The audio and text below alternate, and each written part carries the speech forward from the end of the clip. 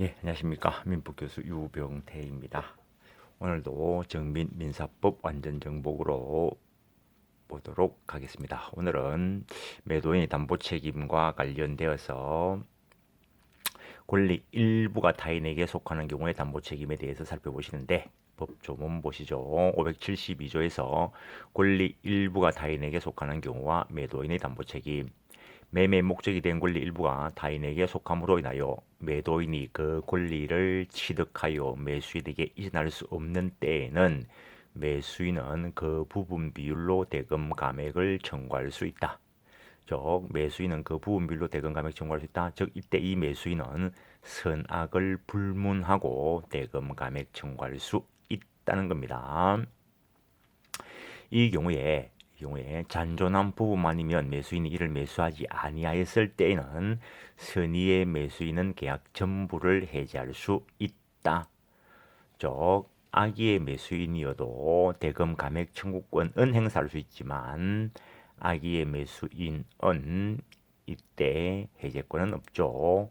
선의의 매수인은 감액 청구 또는 계약 해제 외에 손해 있으면 손해배상 청구할 수 있다라는 거. 이 경우에 제척 기간이 정해져 있는데 선의인 경우에는 안날로부터 1년, 악의인 경우에는 계약 체결할 때 이미 알고 있었죠. 악의인 경우에는 계약한 날로부터 1년 내에 행사해야 된다. 이 법조문을 조금 더 세분화해 본 것뿐인데 일부 타인 권리의 매매와 관련돼서 권리 일부가 타인에게 귀속할 것. 앞에는 전부 위조해 가지고 이전 등기한 경우를 말했는데 한 개의 필지로 되어 있는 일부를 위조한 경우다, 위조해서 이전 등기한 경우다라고 생각을 하시면 될 겁니다. 일단 그런 예를 살짝 들어 놓은 것이고, 일부 타인 권리 매매에서 일부 이전 불능, 즉 권리를 취득하여 이전할 수 없는 경우를 이야기하는 거죠. 그래서 주관적, 원시적 일부 불능의 경우를 말하게 될 것이라는 것. 일단은 매도인의 기책 사유는 불문한다는 것, 매수인의 선악도 불문하는데 효과에는 차이가 있다라고 이야기했습니다.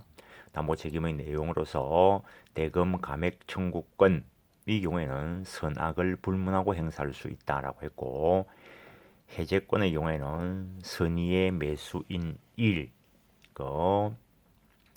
잔존한 부분만이라면 매수하지 아니하였을 것이라니 될 때는 전부를 해지할 수 있고, 그래서 일부 타인 권리의 매매와 관련돼서 선의의 매수인에게는 해제권도 있고 손해배상 청구권도 있다는 것. 행사기간. 그 다음에 수량의 일부 부족, 574조에서 수량 일부 부족, 일부 멸실 경우와 담보 책임 전 2조의 규정은 일부 타인 권리의 매매와 관련된 매도인의 담보 책임 규정은 수량을 지정한 매매의 목적물이 부족한 경우와 매매 목적물 일부가 계약 당시 이미 불능된 경우에 매수인이 그 부족 또는 멸실을 알지 못한 때에 준용한다. 그래서 이 경우에 수량 일부 부족과 관련된 매도인의 담보 책임의 경우에는 매수인이 선의인 경우에만 매도인의 담보 책임 법리가 적용된다라는 거. 악의의 매수인의 경우에는 수량 일부 부족과 관련된 매도인의 담보 책임 규정 자체가 없습니다. 물론 이때 매도인에게 악의 또는 과실이 있다면 채무불이행 책임을 묻거나 또는 불법행위 책임을 묻는 것은 변론으로 하고, 매도인 쪽이 선의 무과실일 때 매도인의 담보 책임과 관련된 적용을 받지 않는다는 거. 매수인이 악의인 때 일부 수량 부족과 관련해서 요건 수량 지정 매매라 해야 된다. 수량 지정 매매라는 것은 그 매매에서 수량이 가격 결정에 제일 중요한 요소로 작용해야 된다. 그런 것을 말하는 것이고, 수량의 부족. 그래서 수량 지정 매매는 결국에 특정물 매매에 한하게 될 것이고, 종유물 매매라면은 채무불이행 책임으로 처리될 수 있을 것이다라는 것. 목적물 일부 멸실 역시 특정물 매매와 관련되는 거. 왜? 그 불특정물 매매라면 다른 물건 주면 되니까 이때는 매수인이 선의일 것을 요한다는 것. 수량 일부 부족과 관련돼서 매수인이 선의일 때 대금 감액 청구권도 있고, 매수인이 선의일 때 잔존 부분만이라면 매수하지 아니하였을 것이라 인정될 때는 전부를 해지할 수 있고, 역시 선의의 매수인은 그 요건이 구비되면 손해배상 청구권 행사할 수 있고, 제척기간 이거는 선의의 매수인에게만 인정되는 것이니까 안날로부터 1년 그 규정이 적용된다라는 거. 4번은 넘어가고, 다음에 타인의 용익적 권리에 의해서 제한을 받는 경우의 담보 책임, 뭐 지상권, 전세권, 대항력 있는 임차권도 마찬가지고, 그다음에 뭐 유치권 이런 것들도, 물론 유치권과 질권은 담보 물건이지만 유치권과 질권은 점유를 요소로 하기 때문에 용익적 부분이 제한될 수 있다는 겁니다. 매매 목적물이 지상권, 지역권, 전세권, 질권, 유치권의 목적이 된 경우에 매수인이 이를 알지 못한 때에는, 즉 매수인이 선의일 것을 요건을 하고 있습니다. 이로 인하여 계약의 목적을 달성할 수 없는 경우에 하나여 해지할 수 있다. 계약의 목적을 달성할 수 있다면 해지 못한다는 것이고, 다음 기타의 경우에 손해배상만 청구할 수 있다라고 되어 있습니다. 다음 이 경우에 매매 목적이 된 부동산을 위하여 존재해야 될 지역권이 없거나 그 부동산에 등기된 임대차 계약이 있는 경우에도 준용한다. 즉 대항력 있는 임차권이 있다면 용익적 권리가 제한될 수 있다라는 거죠. 이것도 선의의 매수인에게만 인정되는 것이기 때문에 안날로부터 1년 내에 행사해야 된다. 그래서 법조문 다시 한번 써놓은 것입니다. 역시 매수인이 선의일 것을 요한다는 거. 그 내용으로서 선의의 매수인이 목적을 달성할 수 없는 경우에 해제권 있고, 그 다음에 선의의 매수인은 손해배상 청구권 행사할 수 있다라는 거.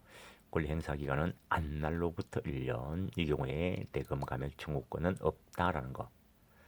다음에 저당권 등의 담보권의 제한이 있을 때의 담보책임, 매도인 담보책임. 전세권이 있는데, 전세권이 물권법에 용익권 쪽에 규정되어 있지만, 즉 용익물권 쪽에 규정되어 있지만 전세권은 담보권적 성질도 가지고 있습니다. 매매 목적이 된 부동산에 설정된 저당권 또는 전세권의 행사로 인하여 매수인이 그 소유권을 취득할 수 없거나 취득한 소유권을 잃은 때에는 매수인은 계약을 해지할 수 있다. 이때는 선악을 불문하고 해제권이 인정되죠. 이 경우에 매수인이 출제로 그 소유권을 보존한 때에는 매도인에 대하여 그 상환을 청구할 수 있고, 손해 있으면 손해배상 청구할 수 있다라는 것. 승리법권 보시면은 저당권 전세권 행사로 소유권 이전이 불가능하거나 소유권을 상실하였을 것. 근데 어떤 부동산을 매입하려고 보니까 등기부 얼굴에 저당권이 설정되어 있다는 겁니다. 그 저당권부 채권을 인수하면서 매수할 수도 있겠지만, 매입을 하면서 매수인이 인수하지 않기로 하고 매도인이 그 얼굴에 있는 저당권을 말소해서 이전해 주기로 했습니다. 그런데 그 저당권이 말소되기 전에, 매매로 인한 소유권 이전 등기하기 전에 그 저당권이 실행되어서 다른 사람에게 경락되어 버릴 수도 있고, 또는 매도인 쪽에서 일단 토지 소유물 가치에 해당하는 매매 대금 전체를 일단 내한테 달라, 내가 받아서 얼굴에 있는 저당권부 채권 변제하고 말소시키겠다라고 하길래 돈을 전부 다 줬는데, 매도인이 그 돈을 받아서 그 저당권부 채무를 변제하지 않고 있던 중에 저당권 실행으로 그 매매로 인한 소유권 인등기가 말소당할 수도 있습니다. 그래서 이 경우에는 매수인의 선악이 요건이 아닌 것입니다. 그런 내용들 이야기해 놓고, 그다음에 가압류된 부동산 매입한 경우에도 이 법리가 준용된다는 거. 이때 매수인의 선악은 불문한다라는 것. 3번은 한번 이어놓은 것이고, 담보 책임의 내용. 이때는 매수인 선악을 불문하고 계약을 해지할 수 있고, 만약에 매수인이 출제로 그 소유권을 보존한 때, 즉 저당권자가 저당권 실행하려고 하니까 매수인 쪽에서 변제를 하고 말소시켰다면은 그때 매수인은 선악을 불문하고 그 상환을 청구할 수 있고, 이로 인해서 매수인 손해를 입은 것이 있으면 선악을 불문하고 그 손해배상 청구할 수 있다라는 거. 행사기간에 대한 규정은 일단 없다라는 거.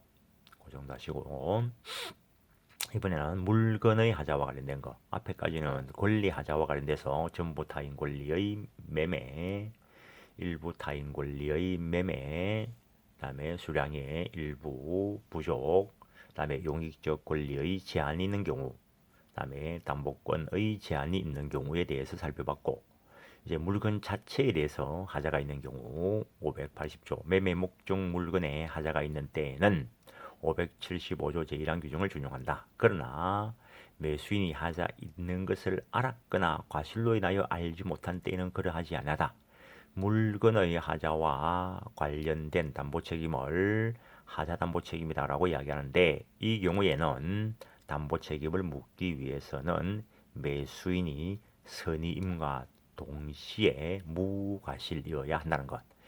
이 경우 경매의 경우에는 물건 하자에 대한 담보 책임 규정은 적용하지 않는다는 거. 581조에서 매매 목적물을 종류로 지정한 경우, 종류물인 경우에 그 후 특정된 경우에 전조 규정을 준용한다라는 거. 종류물이니까 물건 바꿔달랄 수 있다. 완전 물건부 청구할 수 있다. 이런 거. 그다음에 물건 하자와 관련된 제척기간은 이거는 선의 무과실의 자에게만 인정되는 건데 안날로부터 6개월 규정되어 있다는 것. 성립요건 목적 물건에 하자가 있을 것. 하자란 물질적 결함이 있는 것을 말하는데, 판례는 객관적 하자를 원칙으로 하고 주관적 하자도 포함될 수 있다라고 본다는 거. 매매 목적물이 거래관념상 기대는 객관적 성질, 성능을 결여한 경우이거나, 즉 객관적 하자뿐만 아니라 당사자가 예정 또는 보정한 성질, 주관적 하자가 있는 경우에 매도인은 매수인에 대해서 담보 책임을 물을 수 있다라는 거. 객관적 하자라는 것은 당사자 의사가 불분명한 경우에 객관적으로 그 물건이 진위할 것으로 기대되는 품질이나 성능이 결여된 경우를 말하고, 주관적 하자라는 것은 당사자가 합의하거나 묵시적으로 전제한 목적물의 품질 또는 성능이 결여된 경우를 말한다는 것. 하자 존재 시기 원칙적으로 계약 성립 시가 될 것이고, 불특정물 매매라면 당연히 특정된 때를 기준으로 할 것이고, 금사승수나 특약으로 보정한 품질이나 성능을 갖추지 못한 경우에 이러한 주관적 하자도 포함된다라고 이야기했죠. 매매 목적물이 법률상 제한이 있는 경우, 이걸 권리의 하자로 볼 것인가 물건의 하자로 볼 것인가에 대해서 논의가 있는데, 판례는 매매 목적물 법률상 제한이 있는 경우에 물건의 하자로 보고 있다는 거. 어쨌든 하자담보 책임과 관련되어서는 매수인은 선의 무과실이어야 된다라는 거. 선의 무과실일 때 해제권 인정되고, 그다음에 목적을 달성할 수 없을 정도가 되면은 손해배상 청구할 수 있고, 불특정물 매매라면 완전 물급부 청구권 있고, 어쨌든 이 경우에 대금 감액 청구권은 없다는 거. 제품 하자로 인해서 확대 손해가 발생했다면 주로 이야기되는 것이 닭을 매입을 했는데 그 닭이 병에 걸려 있어 가지고 매입을 해 가지고 매수인이 기존에 자기 집에 있는 닭들을 하고 같이 넣어놨는데, 닭장에 넣어놨는데 전염이 돼서 기존에 있던 닭까지 다 죽어버리는 경우, 이럴 경우에 대해서 어떻게 처리할 것인가에 대해서 논의가 있다는 겁니다. 판례에 보면은 매매 목적물의 하자로 확대 손해 내지 2차 손해가 발생한 경우에 매도인에게 배상 책임을 지우기 위해서는 매도인의 기책 사유가 있어야 된다. 확대 손해에 대해서는 매도인의 기책 사유가 있어야 된다. 즉 확대 손해 부분은 채무 불이행의 문제다라는 것으로 보고 있다는 것. 일단 과실 참작해야 된다 이런 판례가 있고 앞에서도 소개했습니다. 그다음에 경매, 이거는 공경매를 이야기하죠. 사경매는 앞에 있는 일반적인 매도인 담보 책임 규정 그대로 적용하면 됩니다. 공경매의 경우에 경락인은 전 8조의 규정에 의해서 채무자에게 계약의 해제 또는 대금 감액을 청구할 수 있다. 그 조문상 보시면은 물건의 하자가 580조에 있습니다. 그래서 이 경매와 관련된 규정은 578조에 있으니까 앞에 있는 전 8조라면은 권리하자와 관련되는 담보책임 규정만 적용된다는 겁니다. 그 정도 하시고 경락받은 권리하자가 있을 거한데 일단 채무자 채권자가 다 선의인 경우 채무자에게 자력이 있다면은 그 자력이 있는 채무자에 대해서 담보 책임을 물으면 될 것이고 채무자에게 자력이 없다면은 그 배당받은 채권자에게 담보 책임을 물을 수 있다라는 이야기, 그런 이야기를 하고 있습니다. 경락받은 물건의 하자가 있는 경우 담보 책임 규정은 적용되지 않는다는 거. 권리하자와 관련돼서만 적용한다 했습니다. 그 다음에 손해배상 청구와 관련돼서 경매는 채무자의 의사에 의한 것이 아니므로 경매 목적물에 권리하자가 있어도 매수인은 손해배상 청구할 수 없는 것이 원칙이다. 일반적인 매도인의 담보 책임의 경우에는 매수인의 선악을 불문하고 손해배상 청구할 수 있는 경우가 있는데 경매의 경우에는 채무자가 물건 또는 권리하자를 알고 이를 고지하지 아니하거나 채권자가 이를 알면서 경매를 청구한 때 경락인은 그 하자를 안 채무자나 채권자에 대해서 손해배상 청구할 수 있다. 매도인의 담보 책임의 경우에 요거는 매도인 쪽을 가지고 본 건데 매도인의 담보 책임의 경우에 매도인의 선악을 불문하고 매수인은 일정한 요건 하에 손해배상 청구할 수 있다. 그런 형식으로 되어 있습니다. 근데 공경매의 경우에는 매도인에 해당하는 채무자 또는 채권자 요 사람들이 악의인 때만 손해배상 청구할 수 있다라는 것이 특징적인 것입니다.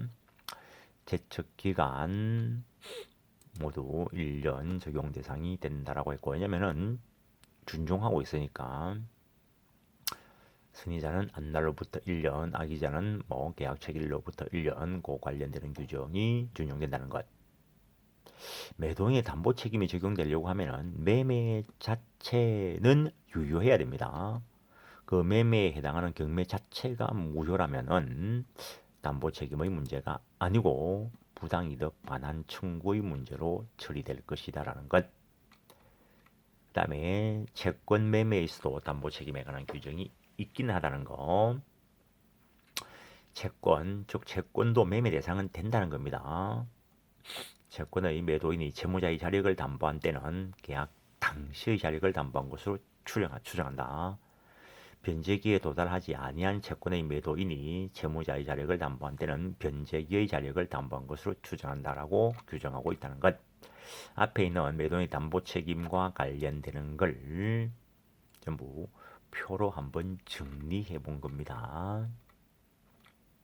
그걸 다시 한번 간단하게 정리한 것이고, 그래서 매수인이 선의인 경우라야 인정되는 거, 악의인 경우에도 인정되는 거, 그런 것들 한번 정리해 놓은 것이고, 담보 책임에 관련되는 규정 당연히 임의 규정이기 때문에 달리 특약할 수 있습니다. 그런데 매도인이 알고 고지하지 아니한 사실 이런 것들 또는 매도 후 제3자에게 뭐 설정 양도한 행위에 대해서는 면제특약에 의해서 책임이 면해지지 않는다. 그런 것들을 규정하고 있는 것이고 동시행한 명권 규정이 있다라는 것. 소유권 유보부 매매 그냥 할부 매매 생각하시면 됩니다. 근데 세탁기를 할부로 매입을 할 때 법리대로 한다면 할부 대금 완납하기 전에 일단 세탁기를 집에 가져와서 쓰고 있지만 소유권이 할부 판매자에게 유보되어 있는 상태에서 가져와서 사용한다는 거. 매매에서 매도인이 매매 목적물을 매수인에게 인도하되 자신의 대금 채권 확보를 위하여 매매 대금이 모두 지급될 때까지 소유권은 판매자에게 유보되어 있고 그 완납이 있으면 소유권이 자동적으로 매수인에게 이전되는 것을 약정한 것을 소유권 유보부 매매다라고 이야기합니다. 그 예를 들어놓은 것이고 당연히 뭐 대금 채권 담보적 기능을 할 것이고 소유권 유보 매매의 승진 뭐 이런 것들이 있는데 판례는 동산의 매매 계약을 하면서 소유권 유보의 특약을 한 경우에 목적물이 매수인에게 인도되었다 하여도 대금이 모두 지급될 것을 정지 조건으로 하는 매매다 이렇게 보고 있다는 거. 소유권 유보부 매매가 성립하기 위해서는 일단 매매 계약은 당연히 있어야 될 것이고 소유권 유보의 특약이 있어야 될 것이고 대내적으로는 매도인의 목적물 점유 이전 의무가 있다. 일단 소유권 유보의 매매에 이때 매도인은 점유를 매수인에게 일단 이전해 줘야 된다는 거. 매수인은 점유 사용하겠죠. 그러면은 과실수취권 있고 그다음에 매수인의 할부금 지급 의무가 있다. 위험부담은 목적물 인도된 때부터 위험부담은 이 매수인에게 있습니다. 그래서 여름에 뭐 강변에 차를 세워놨는데 홍수가 나서 차가 유실되었을 때 그때 할부대금을 지급해야 되냐 말아야 되냐 이런데 지급해야 된다는 거죠. 위험부담이 매수인에게 있기 때문에 그렇습니다. 그래서 뭐 보험회사에서 뭐 그 감면하니 어쩌니 그런 것들이 뉴스에 나오고 있죠. 대외적으로 매수인의 목적물 처분의 효력이 있는가? 원칙적으로 매수인은 소유권이 없기 때문에 처분할 수 없다라는 거. 그런데 이것을 처분해 버렸을 때 제3자 뭐 종래 물권적 기대권서를 취득한다 했는데 동산인 경우에 선의 취득 요건에 따라서 소유권 취득할 수도 있습니다.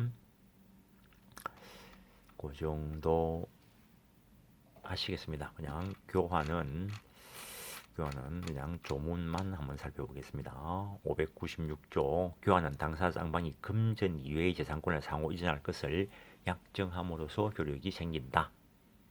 근데 그 금전 이외의 재산권이 동가치가 아닐 때 일부 금전을 보충 지급하는 수가 있는데 그것을 보충금이다라고 하는데 매매 대금에 관한 규정을 준용한다. 그래서 교환의 경우에는 그 성질이 매매하고 똑같기 때문에 조문 두 개만 두고 있습니다. 그래서 의 성질 교환 성립 역시 뭐 분류식 계약이니까 교환에 관련된 청약과 승낙의 합의가 있으면 성립할 것이고 교환의 효력 매매와 뭐 다를 바가 없습니다. 이번에 있는 보충금 지급의 특약이 있는 경우 그 보충금에 관하여 매매 대금에 관한 규정을 준용한다. 법조문에서 그대로 인정을 하고 있고 그래서 이번 시간은 여기까지 하고 다음 시간에 소비대차부터 살펴보도록 하겠습니다. 예, 수고했습니다.